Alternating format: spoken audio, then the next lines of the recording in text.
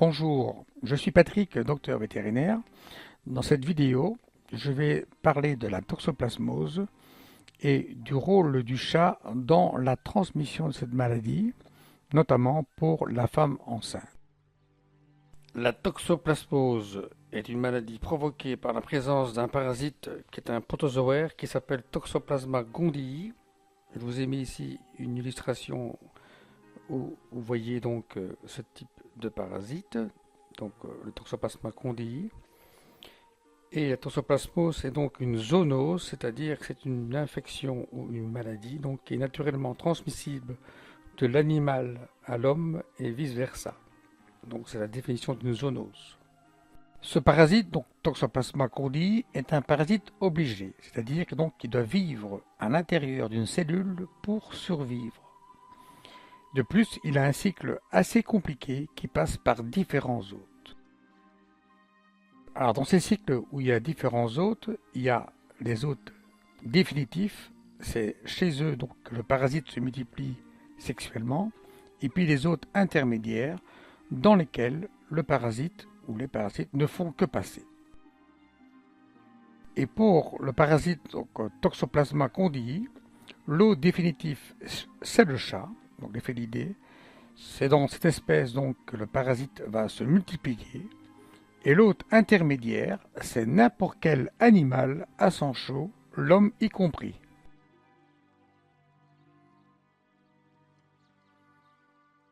Voici un schéma donc du cycle de Toxoplasma. Donc partons de chat qui est donc l'hôte définitif. Le chat se contamine en ingérant des proies dans lesquelles les œufs toxoplasmes sont enquistés.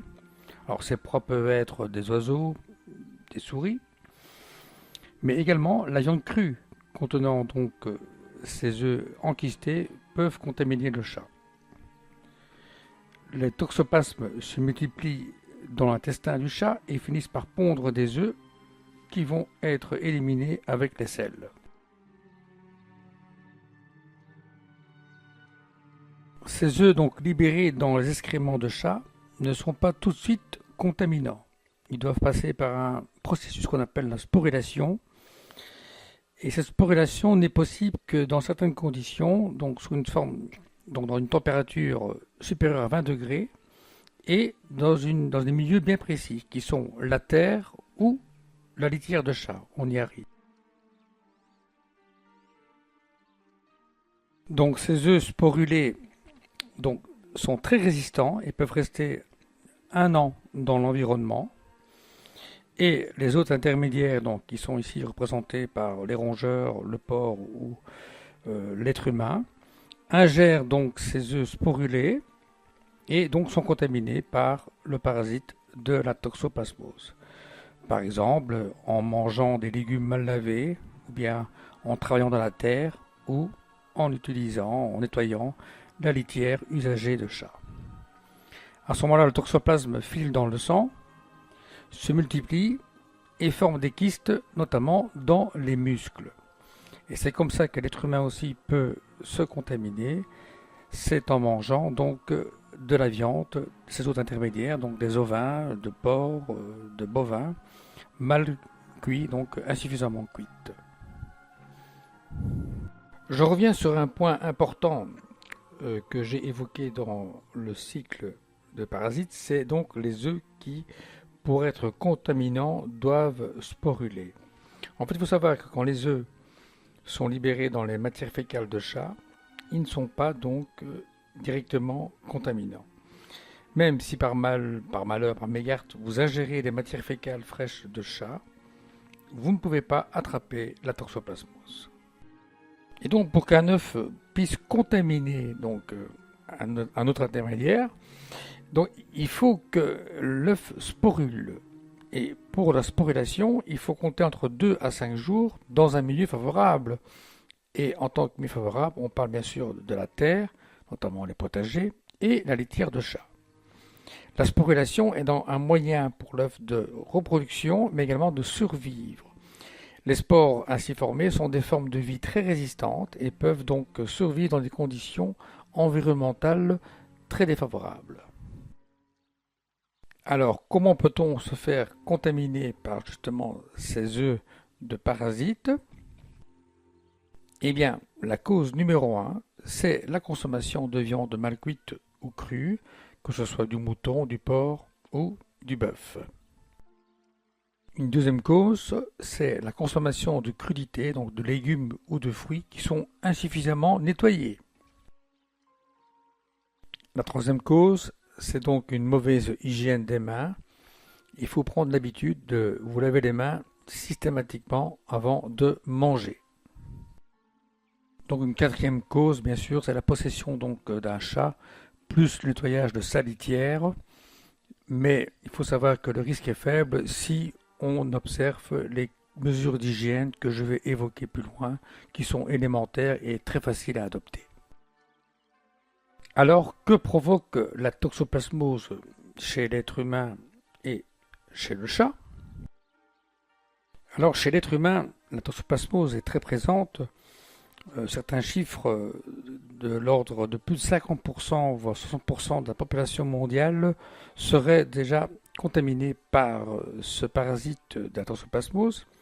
Mais sur un être humain en bonne santé, la plupart du temps, dans 80% des êtres, ne développeront aucun symptôme. On verra rien.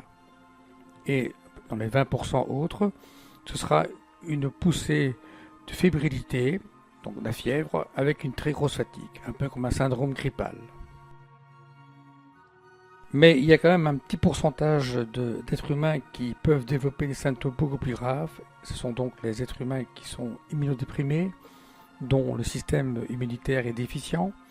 Et à ce moment-là, on peut constater donc une pneumonie, de l'hépatite, une diarrhée chronique, cécité partielle au total, donc une baisse de la vue, voire aveugle, donc par atteinte de la rétine, et également des symptômes neurologiques avec atteinte donc d'encéphalite.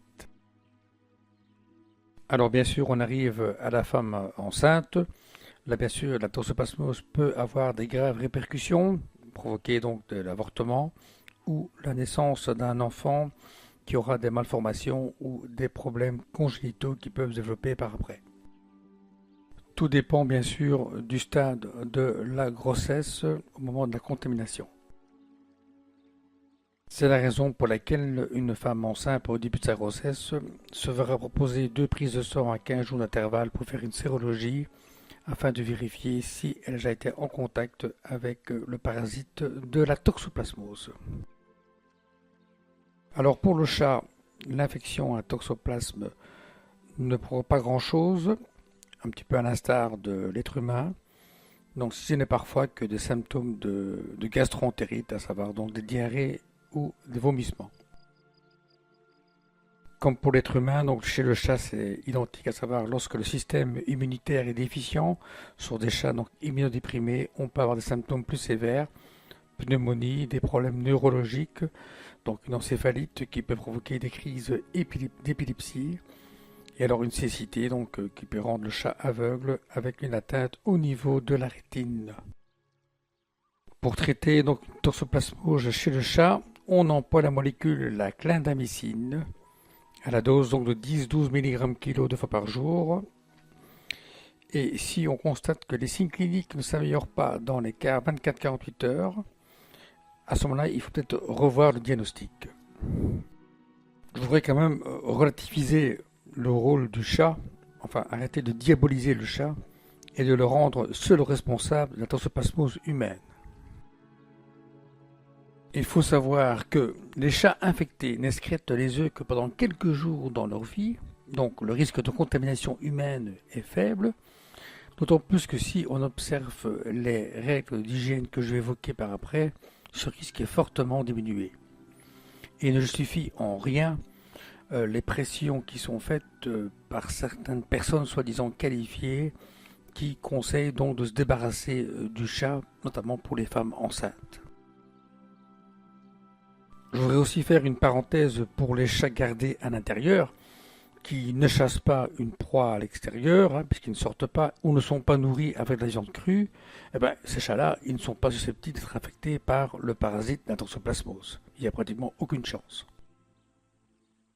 Je le répète, l'être humain est beaucoup plus susceptible d'être infecté en mangeant de la viande crue ou peu cuite et ou des fruits et légumes non lavés que par le chat. Alors j'en arrive maintenant au chapitre important, c'est les conseils pour éviter la contamination par le parasite la toxoplasmose, donc Toxoplasma gondii. Alors, si on ne veut pas être contaminé par le parasite la toxoplasmose, il ne faut pas manger de viande crue ou insuffisamment cuite. La viande doit être cuite à une température d'au moins 70 degrés, 70 degrés pendant 20 minutes pour être sûr donc d'être indemne de parasites. Deuxièmement, il ne faut pas boire de lait non pasteurisé. Troisième conseil, ne pas manger des fruits et des légumes non lavés. Quatrièmement, se laver les mains et les surfaces de préparation des aliments avec de l'eau chaude savonneuse après avoir manipulé de la viande crue. Cinquièmement, portez des gants lorsque vous jardinez et lorsque vous rentrez, se laver les mains après avoir jardiné. Très important. Sixièmement, se laver les mains avant de manger systématiquement. Surtout bien sensibiliser les enfants pour cela. Septièmement, gardez les bacs à sable des enfants, donc les bacs à jeux pour les enfants, couverts pour éviter que donc les chats n'aillent faire leurs besoins. Alors huitièmement, conseil important, enlevez les excréments de la litière de chat tous les jours. Et le mieux, c'est quand même toujours utiliser des gants ou une pelle. Et lorsque vous nettoyez le bac, faites-le à l'eau bouillante. Alors voici maintenant un conseil pour les femmes enceintes et les personnes qui sont immunodéprimées, c'est-à-dire où le système immunitaire est déficient. Dans la mesure du possible, évitez de nettoyer la litière du chat, faites de faire par des gens de votre entourage, déléguez cette tâche, et si vraiment vous devez le faire, utilisez des gants systématiquement. Mais je vous répète, le risque est quand même minime. Notre conseil également, c'est de contrôler les populations de rongeurs, les rats, les souris, qui sont des hôtes intermédiaires. En enlevant un autre intermédiaire, on diminue les risques. Si vous voulez congeler votre viande et être sûr donc d'être indemne des œufs de parasites, il faut congeler cette viande à moins 20 degrés et pas dans le petit freezer de votre réfrigérateur. Donc je répète, à moins 20 degrés. Alors pour vos chats, ne donnez pas non plus de viande crue ou pas assez cuite. Et aussi ne donnez pas du lait non pasteurisé. Comme ça, vous éviterez une voie de contamination pour vos chats. Et puis, un petit conseil encore, évitez que les chats utilisent le jardin ou l'aire de jeu pour enfants comme litière. Si maintenant vous voulez être tranquille à 100%, vous pouvez demander à votre vétérinaire un test spécifique permettant de savoir si le chat est porteur ou non de la toxoplasmose. Dans ce test, on mesure les anticorps IgG et IgM anti-Toxoplasma gondii dans le sang. Alors, il faut savoir interpréter ces résultats de ces tests. S'il y a présence d'anticorps IgG importante, cela veut dire que le chat a déjà été infecté et est immunisé. Mais il n'excrète plus des œufs, donc il n'est plus contaminant. Si par contre il y a présence d'anticorps IgM importante, cela suggère donc une infection active du chat. Donc il peut sécréter, excréter des œufs, mais je rappelle pendant quelques jours seulement. Par contre, l'absence d'anticorps contre Toxoplasma suggère donc que le chat est encore sensible à une infection. Et si c'est le cas, il sera donc excréteur d'œufs pendant 1 à 2 semaines après cette éventuelle infection. La recherche des œufs dans les matières fécales de chat n'est pas une méthode fiable pour déterminer si le chat a ou est atteint de la toxoplasmose. Il y a d'abord une difficulté d'interprétation au niveau des matières fécales et deuxièmement, la période d'excrétion des œufs est courte. Alors, on arrive à la conclusion pour les femmes enceintes. Donc, ne vous débarrassez pas de votre chat, même si vous avez des pressions de certaines personnes qualifiées, il n'y a aucune raison de céder à la panique, même en cas de sérologie négative. Simplement respectez les mesures d'hygiène citées plus haut et ayez un bon dialogue avec votre gynécologue qui, je suis sûr, vous rassurera dans ce sens. Voilà, nous arrivons à la conclusion de cette vidéo. J'espère que celle-ci vous aura plu et aura permis aux femmes et aux futures femmes enceintes d'avoir une vision plus claire sur la toxoplasmose. Je suis Patrick, docteur vétérinaire, et je vous remercie d'avoir visionné cette vidéo. À très bientôt. Au revoir.